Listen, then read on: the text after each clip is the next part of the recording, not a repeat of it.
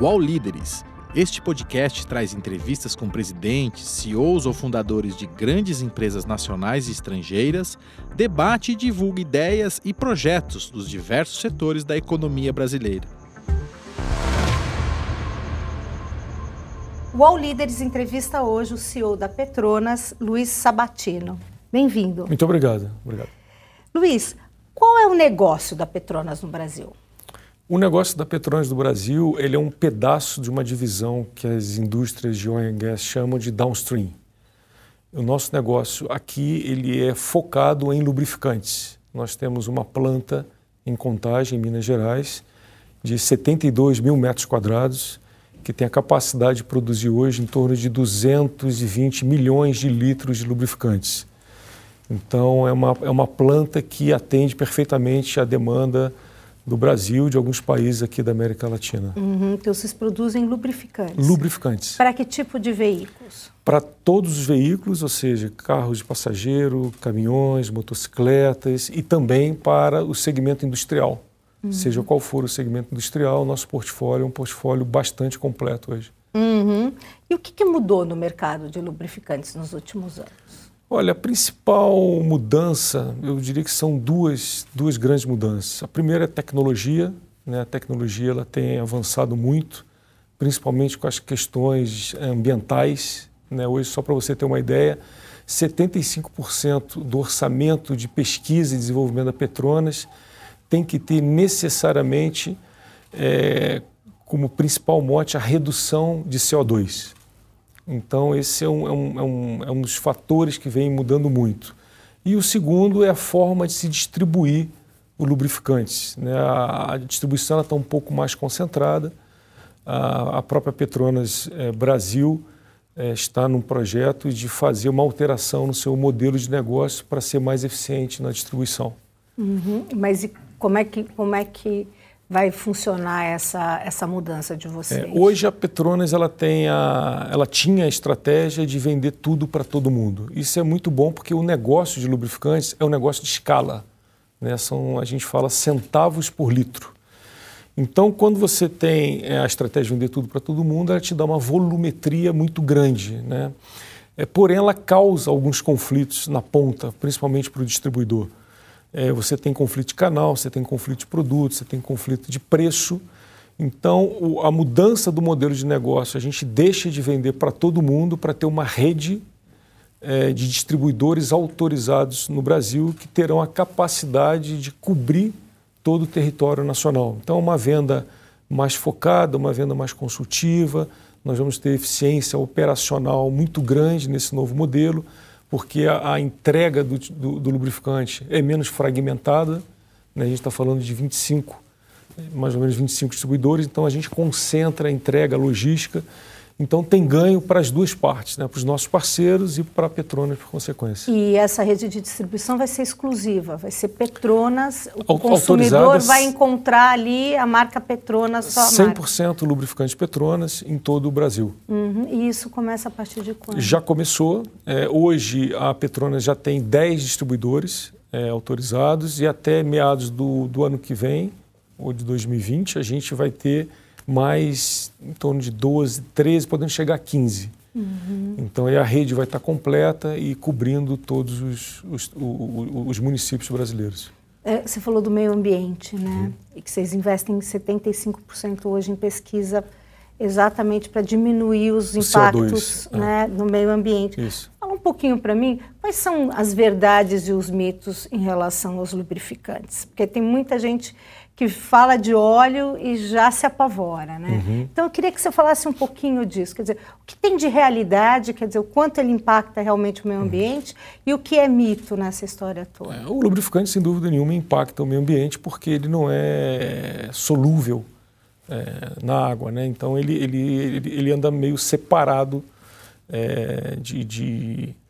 do nosso, vamos chamar assim, do nosso meio ambiente. Então, eu acho que não tem mito nessa história, né? O que tem que ter é sempre a prevenção, né? A Petronas participa de um programa chamado Jogue Limpo, que é um programa de recolhimento desse lubrificante, de embalagem também, embalagem plástica. Então a gente participa, a gente incentiva, a gente tem essa discussão, a gente tem essa preocupação dentro da nossa casa, também com os nossos funcionários, a parte de segurança, de HSE é muito forte dentro da organização, e é tema contínuo, né? A gente fala que esse tema ele não é moda, né? Ele veio para ficar, e a Petronas tem sim em seu DNA toda a preocupação com o meio ambiente.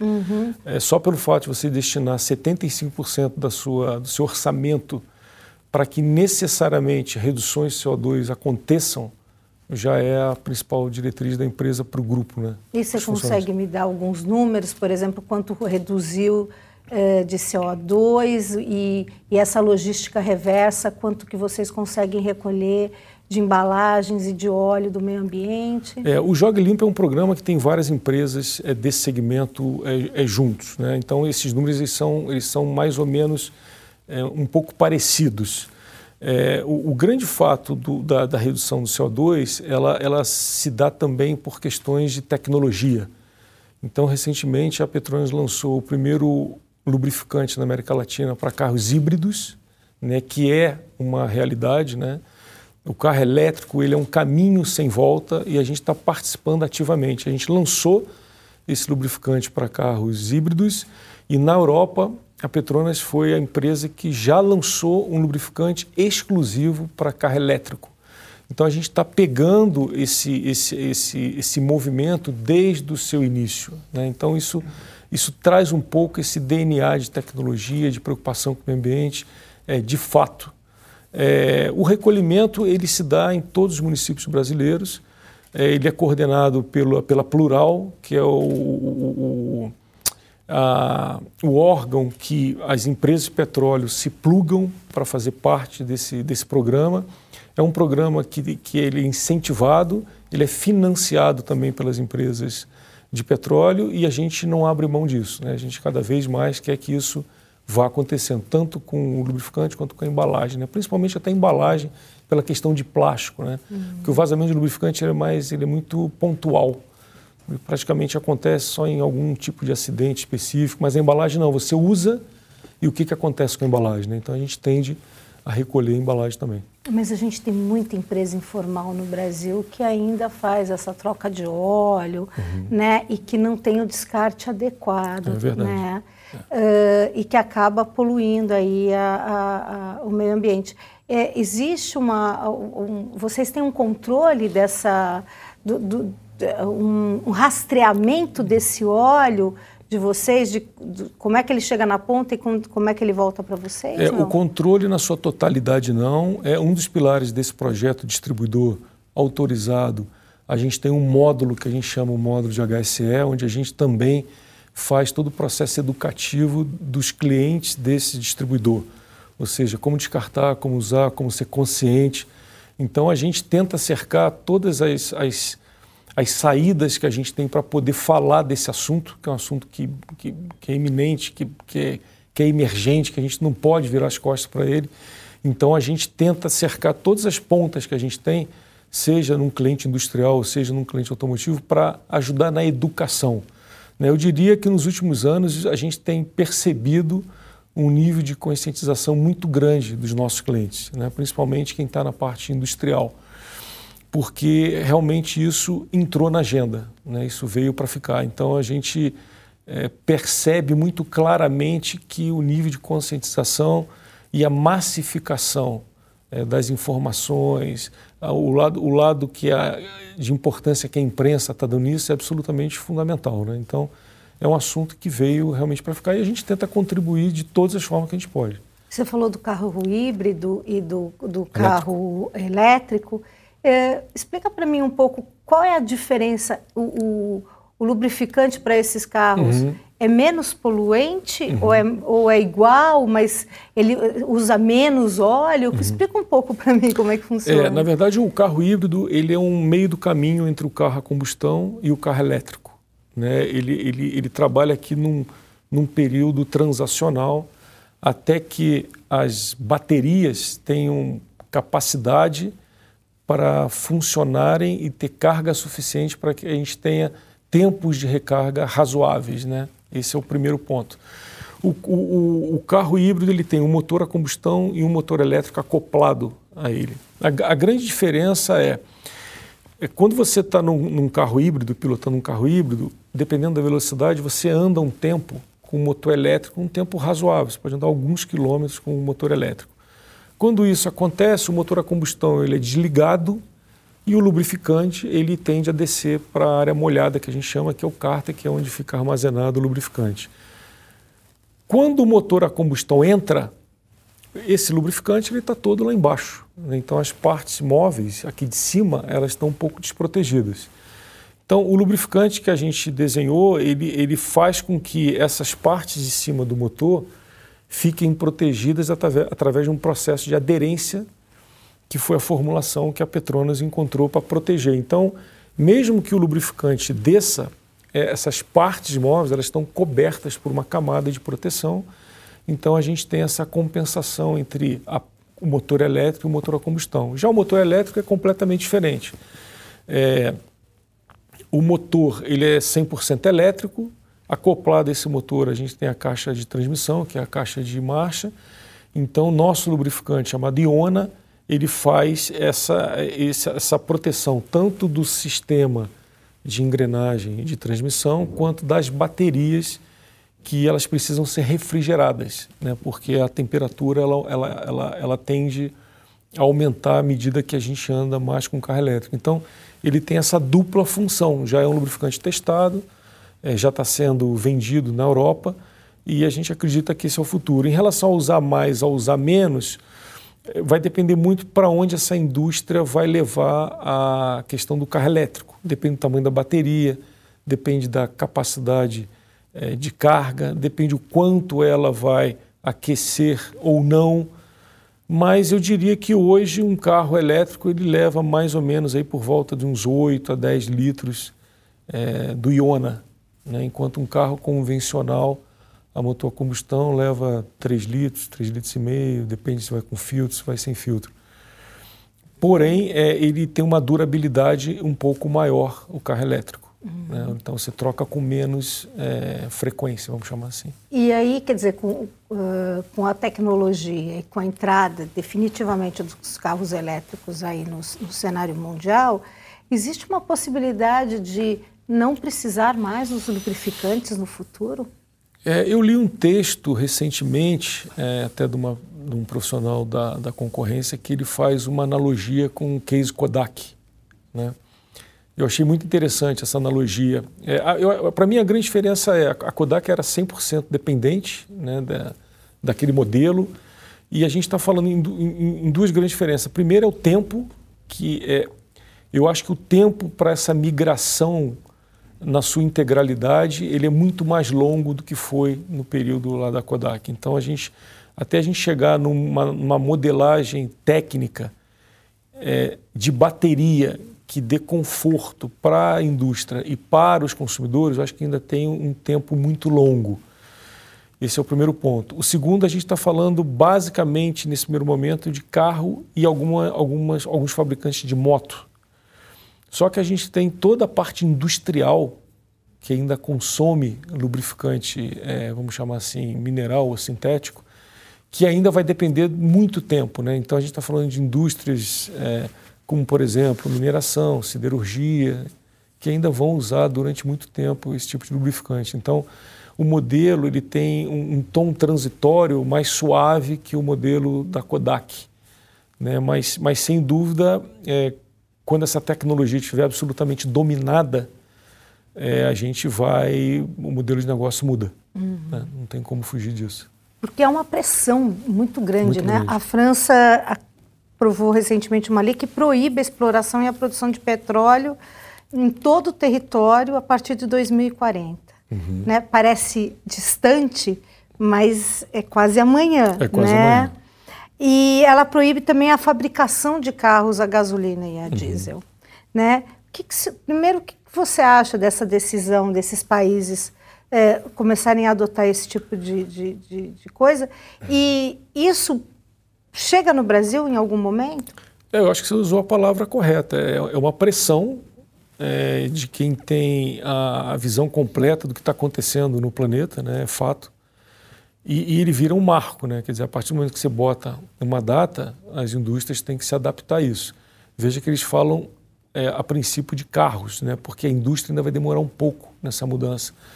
Mas eu acredito que essa pressão ela é saudável, ela traz um tom, não vou chamar ameaçador, mas é um tom, é uma mensagem muito clara do que os governantes querem para os seus países, né? Hoje, a China é o principal fabricante de carro elétrico e híbrido do mundo e a Noruega é o país mais avançado, justamente porque o governo criou regras e estímulo ao carro elétrico. Então, hoje, o carro elétrico na França, na Noruega, ele é muito bem difundido, muito bem aceito e toda a estrutura do país está sendo já construída para isso. Em relação a chegar ao Brasil, eu não tenho dúvida, vai chegar.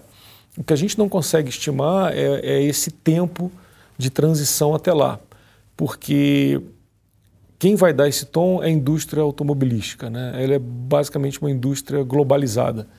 Então, quando ela começar a perder a escala de carros a combustão por pressão de países, seja da Europa, seja da Ásia, dos Estados Unidos, essa pressão vai chegar aqui, porque eles não vão ter escala para produzir carros a combustão só aqui no Brasil ou na América Latina. Então, essa pressão ela vai chegar no Brasil, não tenha dúvida nenhuma. Uhum. Em breve a gente vai ter alguma data, nem que seja uma primeira data, para partir para isso, né?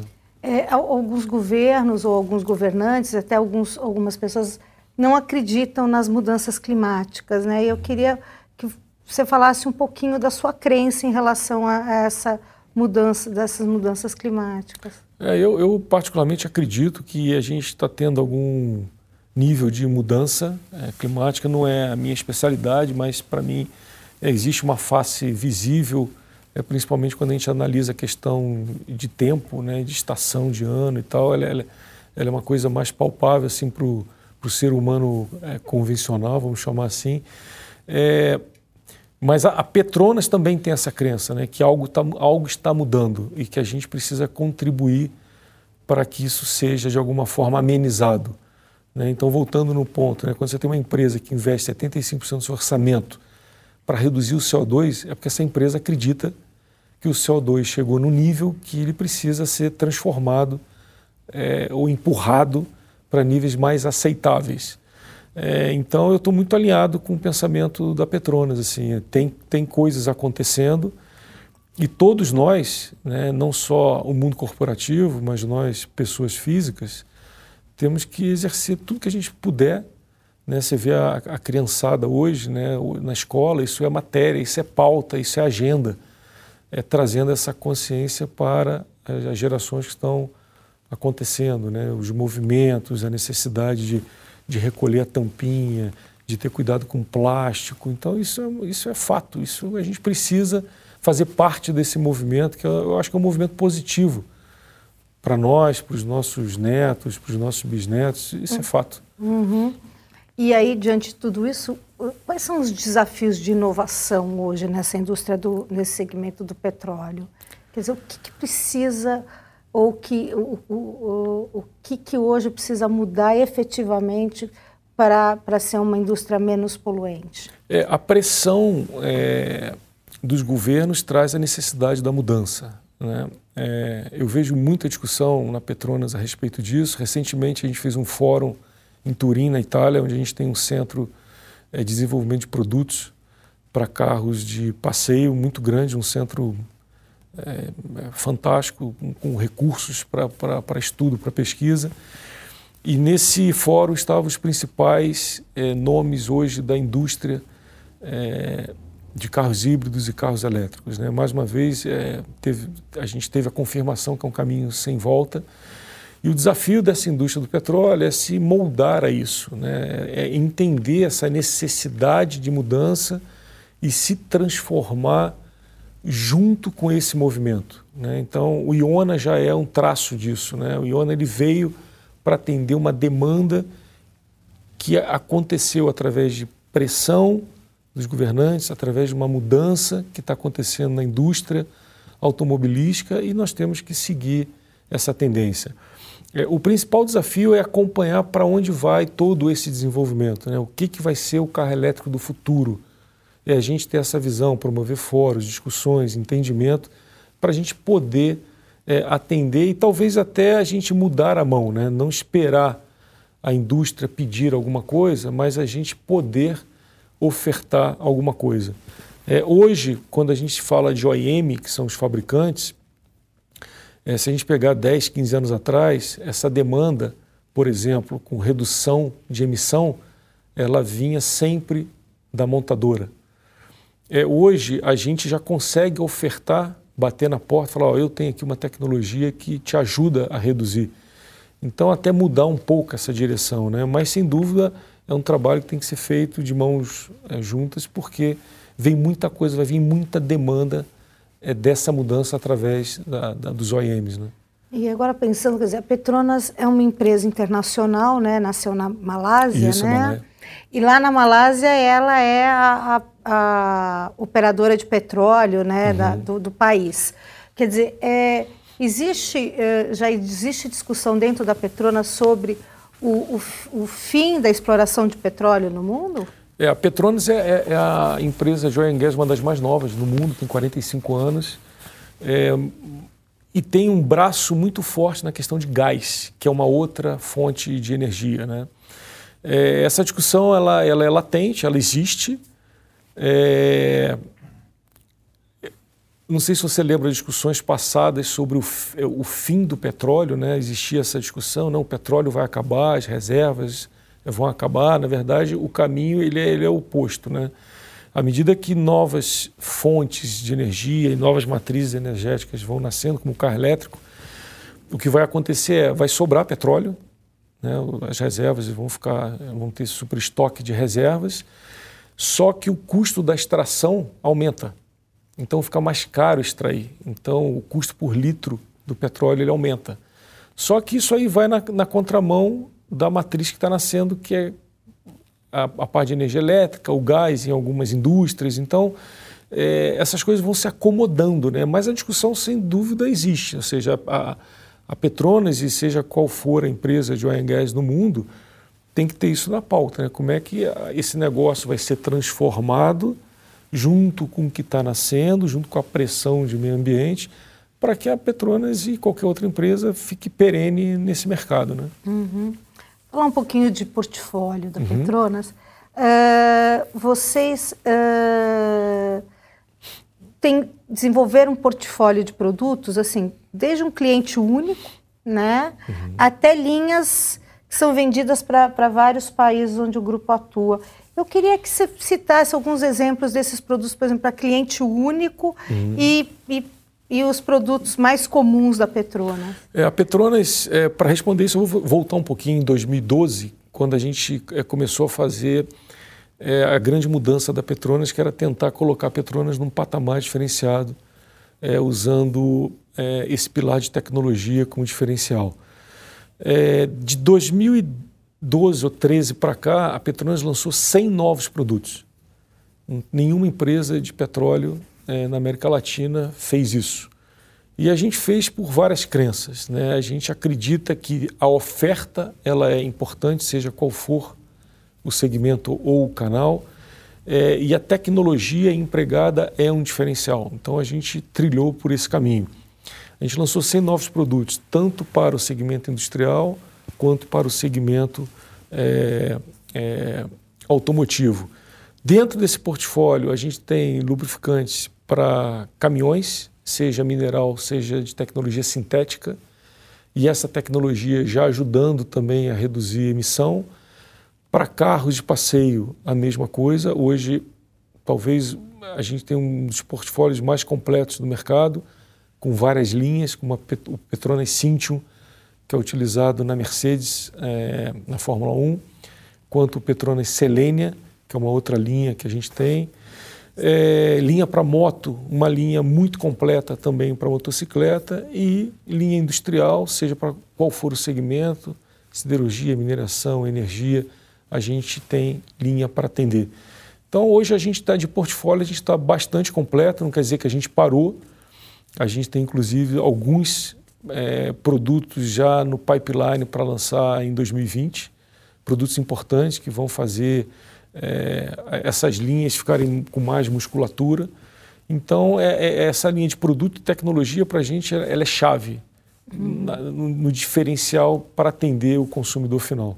E como é que foi 2019 para a Petronas? 2019 foi um ano, quando a gente começou a fazer o planejamento 19, a gente fez mais ou menos em julho, agosto de 2018, que foi um ano muito difícil, né?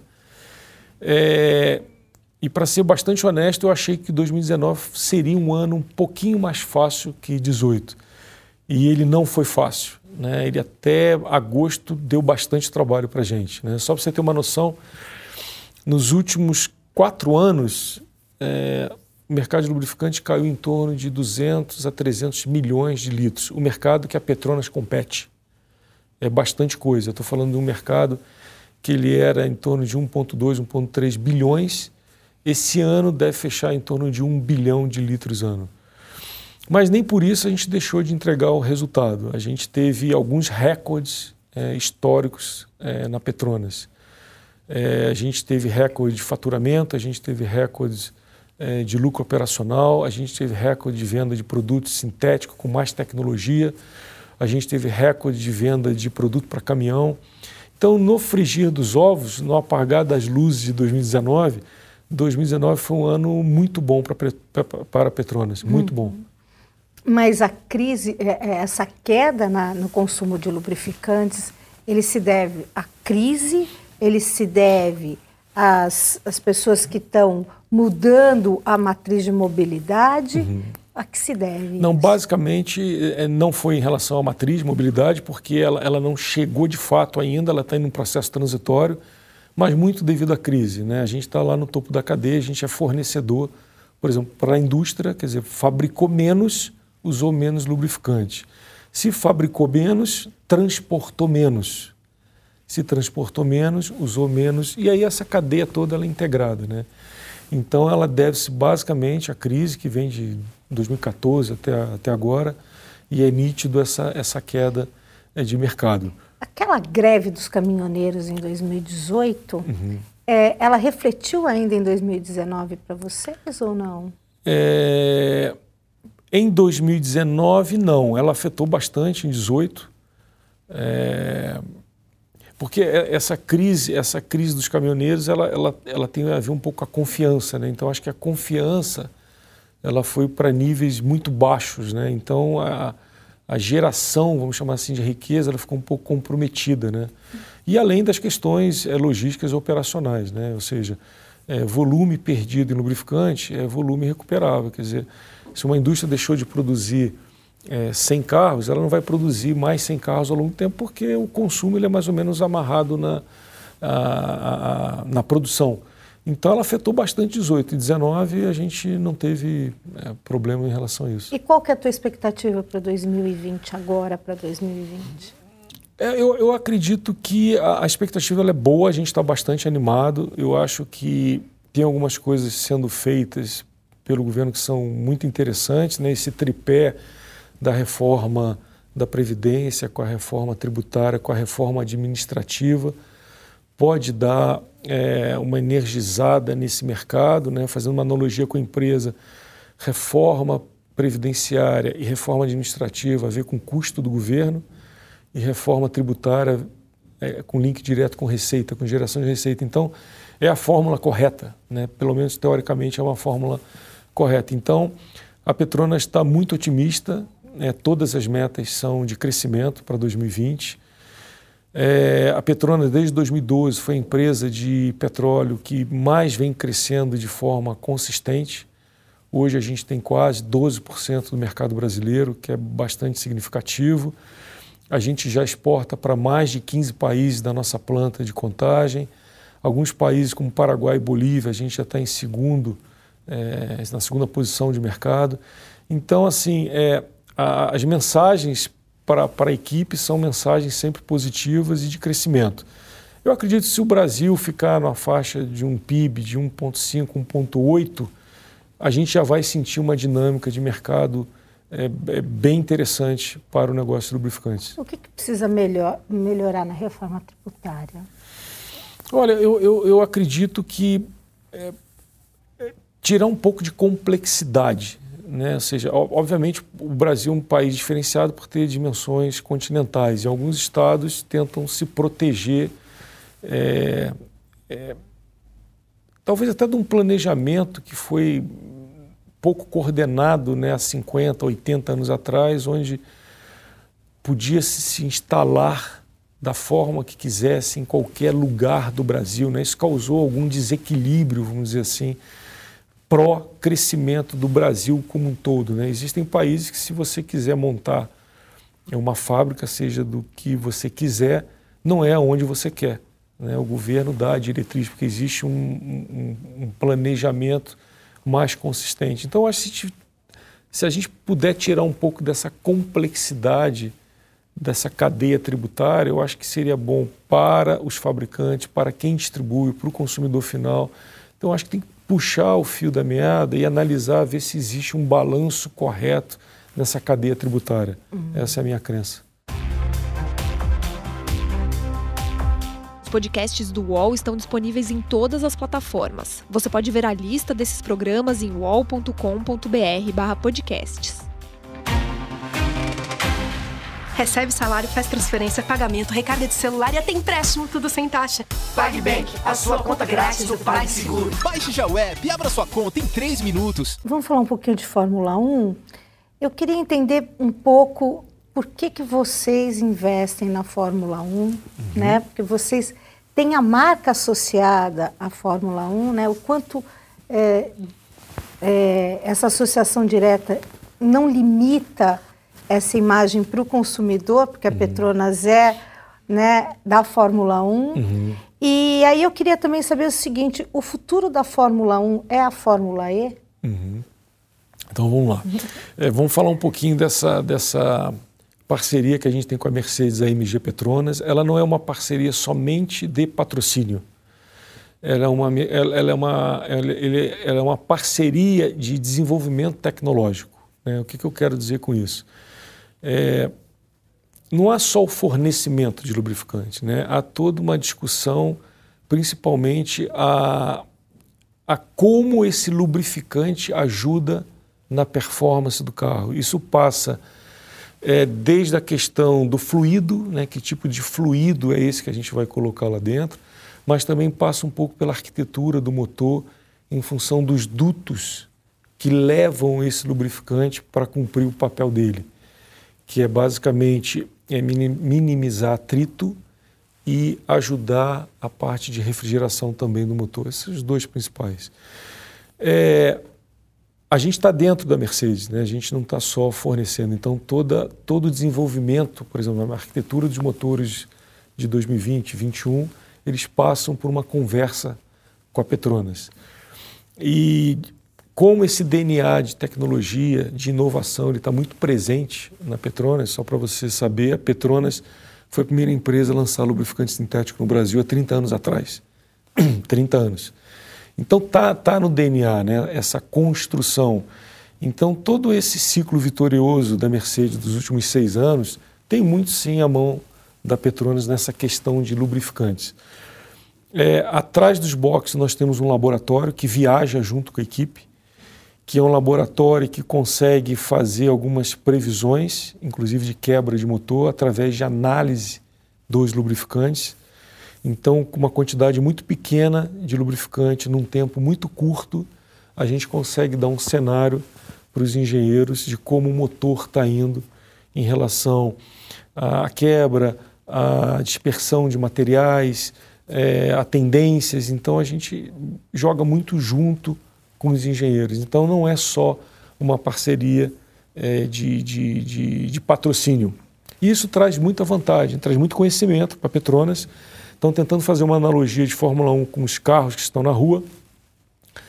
A Fórmula 1 vem num momento de redução de tamanho de motor, então a gente sai de motores V12 para V10, para V8, para V6, que são motores muito pequenos, e já com unidades híbridas, ou seja, motor a combustão e motor híbrido trabalhando junto. O que acontece nessa redução? Você diminui a área molhada, a área onde tem o lubrificante, e você diminui os dutos por onde percorre esse lubrificante. Só que a exigência aumentou, porque a potência aumentou, você botou o híbrido dentro disso. Então, essa tecnologia que a gente desenvolve, a gente traz também para o carro de rua. Por quê?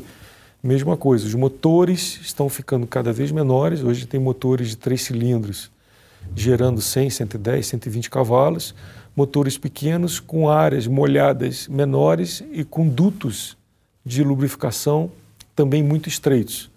Então, o que a gente aprende lá e a gente desenvolve lá, a gente também traz para cá. E o futuro da Fórmula 1 vai ser a Fórmula E? A Fórmula 1 ela tem toda uma magia, né? Tem toda uma história, tem todo um histórico, tem ídolos formados e cultuados, né? Por essa história. A Fórmula E ela já é uma realidade. Se ela vai substituir a Fórmula 1, só o tempo vai dizer. A princípio, pela lógica que está se instalando, pelos caminhos que estão sendo desenhados da matriz elétrica ser o futuro, talvez a própria Fórmula 1 ela vai desaparecendo ao longo do tempo, né? Mas hoje eu diria que ela continua muito forte, né, com os novos acionistas tentando fazer que o show aconteça de uma maneira diferenciada, integrando mais o público, tentando equalizar um pouco mais a questão de orçamento entre as equipes, tentando diminuir a distância que existe entre elas. Então, eu acredito que por um tempo ainda a Fórmula 1 continua sendo o grande evento de automobilismo mundial. Uhum. Quais são as diferenças do consumidor brasileiro pro de outros países em relação aos óleos lubrificantes? Quer dizer, o brasileiro usa muito óleo, sabe o que ele está usando, ou ele precisa da indicação do fabricante? Como é que é essa característica? Eu vejo o consumidor brasileiro com alguns traços diferentes e talvez não só o óleo, eu acho que o óleo talvez o lubrificante seja uma consequência, mas se a gente voltar a 50 anos atrás, como é que o consumidor, qual era a relação do consumidor com o carro, com o automóvel, né? Época de inflação alta, carros caros, virava tabela todo mês, então o carro ele era um patrimônio. Né? Ainda é em muitas situações, né? Ele é um patrimônio. E todo patrimônio ele precisa ser cuidado e preservado. Então, esse para mim é o grande diferencial de outros países. Né? Você pega os Estados Unidos hoje, carro lá é como se você pagar uma assinatura de TV a cabo. Você paga a assinatura, você paga a sua prestação, seu leasing, paga, acabou, você troca o carro, paga, acabou, você troca o carro. Aqui a gente ainda tem um pouco da cultura do patrimônio, do cuidar. E o lubrificante, ele se encaixa nisso. Né? Diferente do combustível, o lubrificante ele tem mais o papel da proteção, pelo menos psicologicamente para o consumidor. Né? Então a relação que ele tem com o carro acaba acontecendo no lubrificante. Né? Ele tenta seguir o manual do fabricante, ele tenta trocar o óleo na quilometragem, no tempo que o fabricante recomenda, pelo cuidado que ele tem que ter com aquele patrimônio que custou tanto, aquela conquista. Então essa é a diferença do uso de lubrificantes ou da forma como ele enxerga o lubrificante dentro do patrimônio dele, de outros países. Você comparou com os Estados Unidos, a mesma coisa acontece aqui com a América Latina, quer dizer, os latino-americanos eles são mais parecidos com os brasileiros? Eles são mais parecidos com os brasileiros. Né? Todos os países que a gente atende, até levando em consideração que a frota de alguns países é uma frota um pouco mais antiga do que o brasileiro. Né? Você tem países, por exemplo, que 80% do lubrificante para automóvel ainda é mineral e não virou a chave para o sintético. O Brasil está caminhando rapidamente para trocar essa chave do mineral para o sintético. Então, a questão do patrimônio na América Latina é muito forte. Ainda é muito forte. Aí você falou da exportação, né? É 15%? 15%, a gente exporta para 15 países. 15 países, 10% mais ou menos do que a Petronas produz. Mais ou menos 10%, 12%. Hoje a parte de exportação da Petronas é muito significativa. A gente entrou em 2019 na América Central, que era o que faltava para a gente do ponto de vista de região. Paraguai, Bolívia, Equador, Peru, Argentina, a gente já está bem posicionado, né? E agora a América Central complementou esse mapa E a gente caminha rapidamente, assim, nos últimos 5 anos, a gente aumentou nossas vendas em 40%, mais ou menos, para países da América Latina. Mesmo com a alta do dólar, mesmo com esse dólar tão variável no Brasil, como é que vocês lidam com essa variação do dólar? O dólar é um fator extremamente importante na composição dos nossos custos, né? Porque grande parte da nossa matéria-prima e um pedaço do óleo básico ele é em função de dólar.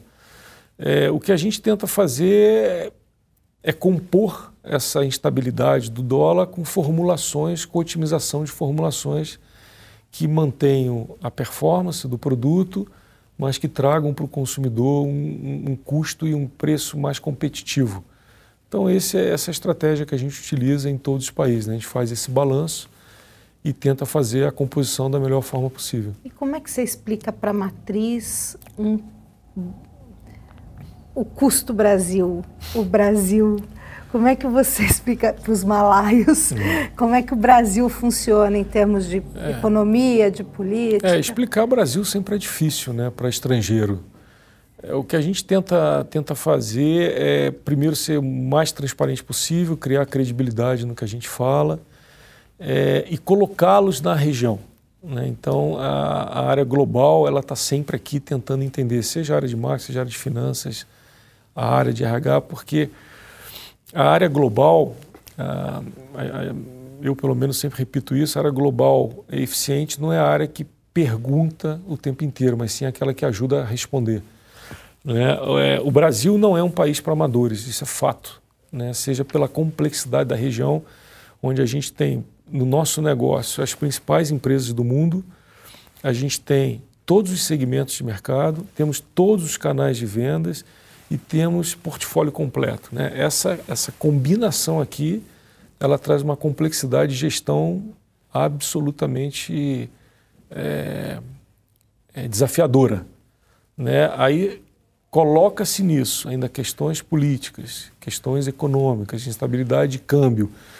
Então a estratégia que a gente usa é sempre tentar trazê-los para cá, mostrar a realidade, fazer visitas, colocá-los junto com os distribuidores, né, tirar o filtro. Não, vem cá que você vai ouvir diretamente da fonte. Principalmente porque esse jogo é um jogo global. O tabuleiro de lubrificantes ele não é local, né? A gente tem as empresas fabricantes, produtoras de óleo básico, as empresas produtoras de aditivos, e esse jogo ele é muito global e é um jogo de escala, né? Então tem escala mais numa linha, outro tem escala mais em outra linha, e as compras elas são sempre centralizadas. Então quanto mais eles entenderem da dinâmica do Brasil, para onde a gente está indo, né? Então a gente está acelerando a questão do sintético no Brasil, mas, por exemplo, na Colômbia ainda é muito mineral, no Paraguai ainda é muito mineral, a área de transporte no Brasil caminhando para óleos sintéticos mais eficientes, com menos consumo de combustível. Então, toda essa dinâmica a gente tenta mostrar para eles, né? Não falar e não contar, mas mostrar como é que funciona. Mas é sempre um desafio, porque é um mercado muito dinâmico, né? Sempre tem uma variável que desbalanceia alguma coisa, né? Explica um pouquinho por que o Brasil, o investimento é mais no sintético e na Colômbia e em alguns outros países é mais mineral. Por que existe essa diferenciação? É basicamente em função do tempo da frota, né? Quanto mais antiga a frota, mais aderência ao lubrificante mineral, que são os lubrificantes mais tradicionais, vamos chamar assim. E produtos mais tecnológicos, por exemplo, carros que estão saindo agora com 3 cilindros, que voltaram a usar o turbocompressor, eles usam um lubrificante um pouco mais sofisticado do ponto de vista de tecnologia. Então essa é a diferença, é a idade da frota. A gente ainda tem no Brasil algum grau de mineral, bastante até, mas ele está avançando mais que outros países da América Latina. E como é que está a situação da Argentina? A Argentina hoje, o grande desafio nós temos uma operação grande lá na Argentina, a gente vende mais ou menos aí uns 12, 13 milhões de litros de lubrificante por ano. O grande desafio da Argentina é tentar a estabilização do ponto de vista econômico, né?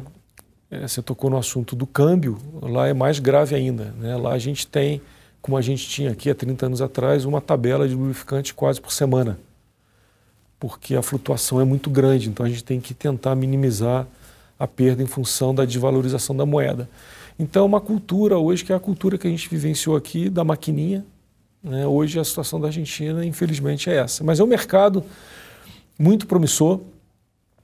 Na América do Sul, do ponto de vista de tamanho, ele é o segundo maior mercado. O Brasil, em torno de 1,1 bilhão de litros, depois a Argentina com 290 milhões de litros. Então, é um mercado que a gente ainda acredita que tenha muito potencial para a gente desenvolver. E aí, vamos falar um pouquinho de educação, né? A gente tem aí 12 milhões, quase 13 milhões de desempregados e grande parte dessas pessoas são desqualificadas, elas não estão em qualificação para enfrentar esse mercado de trabalho que está evoluindo muito rapidamente. Qual a sua opinião a respeito da questão da educação no Brasil? Essa questão ela é uma questão fundamental. Se a gente fizer uma analogia com a empresa, né, pessoas é a base da pirâmide para qualquer plano que você faça. Eu acredito que a gente tenha a chance de fazer alguma coisa diferente do que a gente tem feito até o momento. Eu acho que a educação, assim como a saúde, tem sido renegada a segundo plano e a gente precisa entender, e a gente tem vários exemplos no mundo, que educação é plataforma, né, base. Eu lembro quando o Brasil estava andando um pouco mais rápido, eu acho que 2012, 2011, alguma coisa assim, que faltou mão de obra técnica, não sei se você lembra disso, né? Que a gente tinha na época 2 grandes gargalos. O primeiro era energia elétrica. A gente fazia plano, se a gente crescer mais de 4,5%, a gente não tem energia elétrica e não tem mão de obra. E mão de obra, eu estou falando mão de obra técnica, né? Então, a gente precisa sim ter que fazer alguma coisa diferente para que a gente saia desse marasmo de educação estar sempre renegado a segundo plano, né? Então a gente tem depreciação de escola pública, depreciação de universidade pública, alunos mal formados, professores que não se atualizam. Então essa dinâmica ela precisa mudar de fato. E como é que muda isso? Muda colocando isso como foco, né? Se nós tivéssemos o foco, que é o tripé básico, educação, segurança e saúde, isso aí devia ser prioridade. O resto tudo deveria sair do mapa estratégico do governo, vamos chamar assim. Certamente a gente iria andar mais rápido. Se a gente pegar o exemplo da inflação, a inflação virou foco. Vamos focar em terminar com a inflação no Brasil. A gente resolveu, né? Resolveu só colocar foco. Então pega os 3 pilares principais em que aparecem todas as pesquisas que são feitas, com prioridade, com necessidade, com emergência, foca. Bota energia, bota dinheiro, bota gente pensando nisso, que a gente vai andar. O problema é a dispersão, né? E você é a favor das privatizações? O que tem que ser privatizado no Brasil? Eu tenho uma posição muito clara em relação a isso. Eu acho que o que tem que ser discutido é qual é o papel do governo. E tudo aquilo que não é papel do governo deve sair do mapa estratégico de crescimento. A gente precisa ter um mapa estratégico, né? Qual é o mapa estratégico do Brasil? O que a gente quer ser daqui a 10, 20, 30, 40 anos? Porque se a gente não atuar agora, não tem futuro. Então, para mim, o tripé básico é saúde, educação e segurança pública. Esses 3 eles são emergenciais. Eles precisam entrar rapidamente na agenda do governo. O que a gente vê é muita dispersão, né? É governo tomando conta de coisa que não deveria estar tomando conta, não é papel do governo. Isso causa dispersão, isso causa investimento em projetos que não são emergenciais, não são foco. Colocamos dinheiro em coisas que não catapultam o Brasil ou não irão catapultar no médio e longo prazo. Então, eu acho que tem que ter mapa estratégico, plano diretor, diretrizes claras, trazer gente para fazer isso, porque a gente faz, a gente sabe fazer. O brasileiro ele é criativo, o brasileiro é proativo ele sabe fazer as coisas, né? Você vê na iniciativa privada isso acontecendo o tempo inteiro. É impressionante como a gente, quando conta, né, do que a gente está fazendo no Brasil e da resposta, os nossos líderes lá fora ficam encantados, né? Pô, como é que vocês fazem? Como é que vocês conseguem? É gente, é foco, é determinação. O brasileiro sabe trabalhar em equipe, ele sabe construir. Então é foco, é mapa estratégico. Qual é o nosso mapa estratégico para os próximos anos? A gente precisa construir isso, né? O que você acha? Você acha que falta vontade política e a política acaba interferindo nos negócios? Eu acho que tem um pouco disso, sim. Eu acho que o nosso grupo político ele não é focado, a gente tem muita defesa de classe, né? Então, são grupos defendendo alguns interesses que não necessariamente é o interesse que vai, de novo, catapultar o Brasil, né? Eu acho que a agenda ela tinha que, de alguma forma, caminhar para uma agenda positiva, única, em que as pessoas enxerguem o Brasil e não aquele pedaço que ela está defendendo, né? Então, a gente sofre um pouco com isso, né? Então, entra governo, sai governo, e a gente tem clusters sendo defendidos e priorizados e focados que não necessariamente esbarram na educação ou esbarram na saúde ou na própria segurança pública, né? Que é caótica, então. A segurança pública, essa questão da segurança, ela impacta no negócio de vocês? Quer dizer, hoje vocês têm algum dado que mostra o seguinte, que roubos de lubrificantes, de caminhões, isso impacta no negócio de vocês? Não, diretamente não impacta, né? A gente tem muito contato com empresas de transporte, né? Seja por transportar o nosso produto, seja como cliente, e o que a gente ouve realmente é um aumento de cargas roubadas, falta de segurança nas estradas, estrada com manutenção precária. Não é que esbarre no nosso negócio, mas eu acho que esbarra muito na nossa autoestima, no psicológico, na mensagem que é dada através disso, né? Isso, para mim, que é o pior, né? Então, fazendo um pouco da analogia com o argentino, nas últimas idas à Argentina, é impressionante como a autoestima do argentino está baixa, né? E ela está baixa por impactos gerados com mensagens ou com coisas que não acontecem ou com coisas que deveriam acontecer e não viram prioridade. Isso impacta no nosso dia a dia, né? Você andando de carro, um buraco na rua, não é possível que a gente não tenha competência para fazer uma rua lisa. A gente está em 2020. O homem foi à Lua em 69. Qual a dificuldade de fazer uma rua lisa? É foco, é determinação, é querer fazer, é investimento correto. Então, isso não é que impacte no nosso negócio, mas a gente sente que impacta emocionalmente toda uma cadeia, né, negativamente, né? Coisas que poderiam ter sido resolvidas, coisas fáceis de se resolver e não se resolvem, né? Então, A gente falou lá atrás sobre o meio ambiente e me veio agora uma pergunta que você está falando que isso tira a autoestima, algumas coisas tiram a nossa autoestima. A questão do derramamento de petróleo ou de óleo, né, que impactou todo o nosso litoral ali. Como é que você vê a fiscalização no Brasil, principalmente da sua atividade?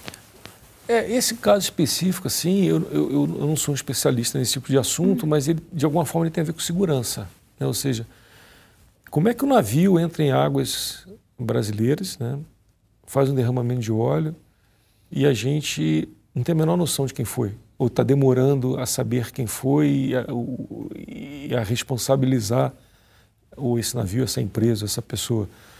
Fazendo uma analogia com a segurança do dia a dia, quer dizer, se um navio, um petroleiro, né, entra em águas nacionais, o que deve estar acontecendo perto da costa brasileira, né, com droga, com arma, com um monte de coisa? Então, isso é segurança, né? É um dos pilares que a gente falou aqui, que tem que ser levado a sério, né? É muito triste ver tudo isso, porque o brasileiro ele tem a cultura de ser reativo. né? Tudo é reativo, né? Então, para consertar um buraco na rua da sua casa, tem que ser uma cratera. Aí sim ele vai ser arrumado, né? Então, a gente precisa parar de ser reativo e passar a ser proativo, a tentar entender a mesma coisa do desmatamento da Amazônia e tal. Cara, tem que ser proativo, não adianta esperar acontecer para fazer, né? E a gente tem essa cultura, né?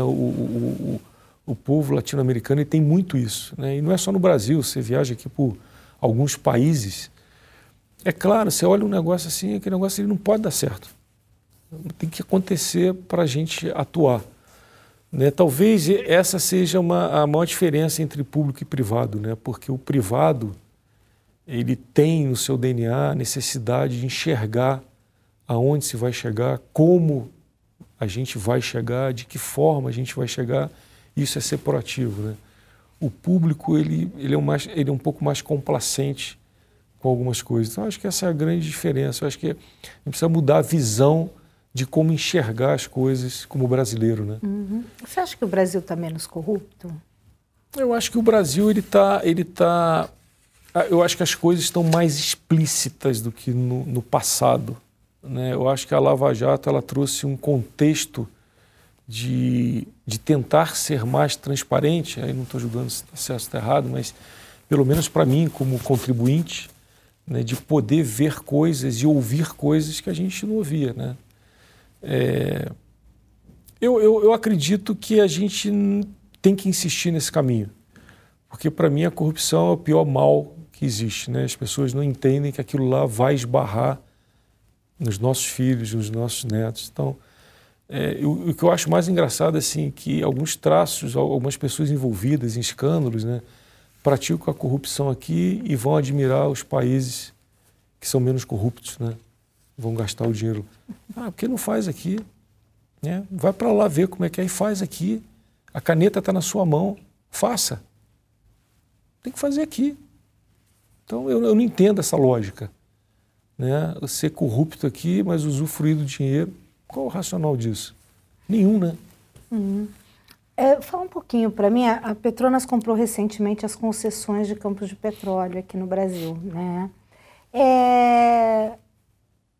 Onde vocês querem chegar? Essa divisão, ela é uma divisão um pouco distante do meu negócio aqui, né? Ela é uma outra divisão de prospecção, de exploração. O que eu posso te afirmar, a Petronas é uma empresa que tem muito apetite de crescimento, né? Como eu te falei, ela tem 45 anos, é a empresa que vem crescendo, ela vem aprendendo a ser global, né? Ela não é uma empresa centenária, mas ela vem aprendendo a ser global e ela passou a enxergar, quando ela saiu do Sudeste Asiático, ela passou a enxergar o mundo de uma forma diferente. E com isso ela passou a olhar com mais cuidado algumas oportunidades, né? Essas aquisições, elas são oportunidades do ponto de vista de crescimento e principalmente de sair do Sudeste Asiático, né? Onde ela tem uma posição muito forte já, né? Ela tem muita reserva lá de petróleo, de gás, então é uma oportunidade. A Petronas ela está sempre olhando oportunidades no mercado, sempre. E que dicas práticas você poderia dar para alguém que quer se tornar um líder? A primeira dica para mim é praticar o que você fala. Essa para mim é quase um mantra, né? Porque o que destrói para mim um líder é quando a prática ela não está aderente à sua fala, né? O líder para mim ele tem que vir de baixo para cima, né? Não é o líder que faz a gestão por hierarquia, isso para mim não faz o menor sentido. O líder para mim é aquele que consegue mover a organização, seja através do seu conhecimento, seja através de um trabalho em equipe muito grande, onde ele consegue mover as pessoas numa direção única, e que seja admirado não só pela entrega, mas pela forma, né, pelo trato com as pessoas. A gente falou o tempo inteiro aqui em mudança, né? Essa mudança, a gente está falando mudança de gente, mudança de tecnologia, A gente não pode esquecer a indústria 4.0 que está vindo por aí, né, que é Big Data, robótica, inteligência artificial. Então a gente vai passar por todo um rearranjo da sociedade, né, onde gente vai ter que aprender a lidar com gente de novo, gente vai ter que aprender a lidar com coisas e coisas vão aprender a lidar com coisas. Né? Toda essa patologia nova que está acontecendo, ela vai impactar dramaticamente o nosso psique. Né? E isso vai mudar as relações humanas, inclusive a forma da gente fazer gestão de pessoas. Né? Você pega o jovem hoje, como é que você move o jovem? Não é com grana, né? Você move através de desafios, você move através de tocar ele em coisas que são importantes para ele, que não é o dinheiro, às vezes não é também o carro, mas um projeto, né? Um projeto para fazer um mundo melhor.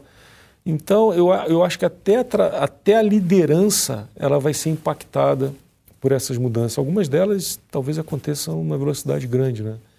Porque a hora que você tiver Big Data, se tiver inteligência artificial, se tiver robótica, a gente pode imaginar que talvez as máquinas possam passar a interpretar algumas coisas, né, superando alguns limites. Né? Por exemplo, se você enxerga, como é que você enxerga a indústria 4.0 no teu negócio? Talvez a minha máquina de enchimento vá falar com o estoque do meu distribuidor. Né? Ela vai conseguir ler. Eu preciso produzir mais esse lubrificante para aquele grupo de clientes. E cadê nós nisso? Vai botar dentro do caminhão, o caminhão talvez não vai ter piloto, não vai ter motorista, que vai encostar na doca do cliente, que vai ter uma máquina que vai te carregar sozinha porque já está programada.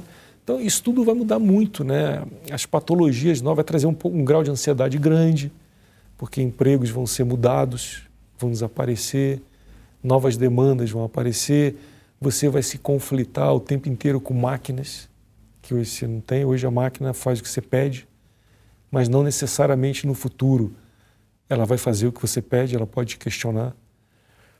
Então essa dinâmica toda, ela vai aparecer no meio da gente, né? Então a liderança vai ser muito impactada, né? Hoje eu já sinto o jovem muito mais questionador, muito menos hierárquico, né? Muito mais autônomo, muito mais... As pessoas gostam da palavra atitude, né? Atitude e tal.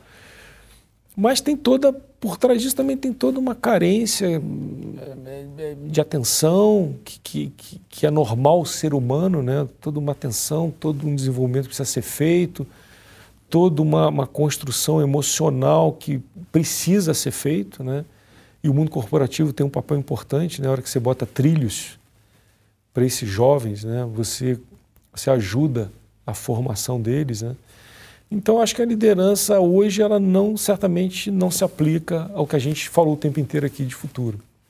É uma liderança que vai mudar radicalmente. A indústria vai contratar mais engenheiros ou mais psicólogos? Eu acho que o ser humano vai ser mais dependente de psicanalistas. Isso aí não tenho dúvida nenhuma, porque essas patologias, né, tudo que é patologia nova a gente não sabe lidar, né? Existem hoje até questões básicas, né? Vamos falar de questões naturais, perda de pai, perda de mãe. Tem muita gente que não sabe lidar com isso, precisa de ajuda, né? Imagina para questões muito mais complexas, né, que vão aparecer com uma interação com máquina, com questionamentos com robôs.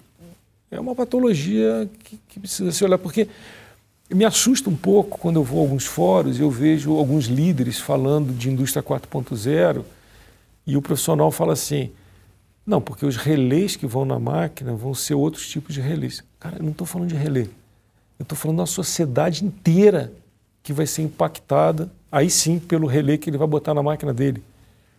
E as pessoas estão preocupadas com os relés.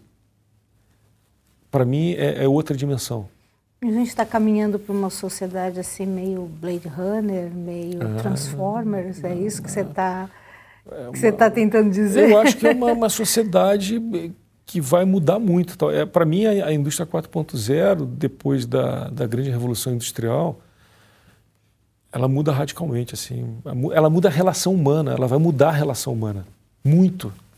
Né? Assim como, por exemplo, o elevador mudou, né? Trouxe uma socialização maior. Tudo que está acontecendo aqui, só que vai entrar máquina. Vai entrar máquina te questionando. Vai entrar máquina dizendo você está errado. Porque você tem um Big Data, você tem padrões de comportamentos analisados, padrões de comportamentos sendo mantidos ou às vezes sendo mudados, ele vai interpretar isso. Né? Eu estava lendo até um artigo sobre o fim dos advogados, né? Porque ele vai interpretar, ele vai ler, ele vai pegar casos passados, vai colocar dentro, vai misturar e vai falar, cara, isso aqui... Então o estudo vai mudar muito essa dinâmica, né, da sociedade. O tipo de profissional hoje que a indústria, que o segmento, né, do petróleo, óleo e gás hoje contrata é muito diferente do que contratava há alguns anos, né? Quer dizer, algumas profissões já desapareceram desse segmento? Eu acho que o que mudou de um tempo para cá é que a função ela ficou um pouco minimizada perante o comportamento. Ou seja, eu acho que o comportamento do funcionário deu uma estrangulada no técnico, né? Porque o técnico todo mundo aprende. Um aprende com 1 mês, 2 meses, o outro 1 ano. Mas o comportamento daquela sociedade corporativa que vem mudando ao longo do tempo, esses encaixes é que mudaram, né? Então, é a pessoa saber se relacionar, é a pessoa saber dizer não com elegância, mas dizer não, é a pessoa ser transparente, é a pessoa colocar esforço para que o resultado dela aconteça e não olhe só o silo que ela está. Então, todo esse tipo de dinâmica de sociedade é que vem mudando. E não necessariamente a parte técnica. Claro que a parte técnica vem evoluindo, mas o comportamento eu acho que está abraçando um pouco mais o técnico, a entrega, né? A sociedade corporativa não está aceitando mais algumas coisas. Então, isso também é bom, porque o mundo corporativo tem um papel importante na sociedade também, né? Então, eu acho que esse lado é bom. O que tem acontecido é interessante. Eu acho que é isso. Tem mais alguma coisa que você queira acrescentar na entrevista, que você lembre? A gente falou sobre política, economia, mais alguma coisa? Não, eu acho que a gente fez um contexto bacana. Não sei o que você achou do conteúdo. Para mim está ótimo. Não, para mim está ótimo. Mas acho que foi legal. Muitíssimo obrigada. Imagina, então. Obrigado a você. O All Líderes tem reportagem de Beth Matias, edição de áudio de Amer Menegassi e coordenação de Diogo Pinheiro.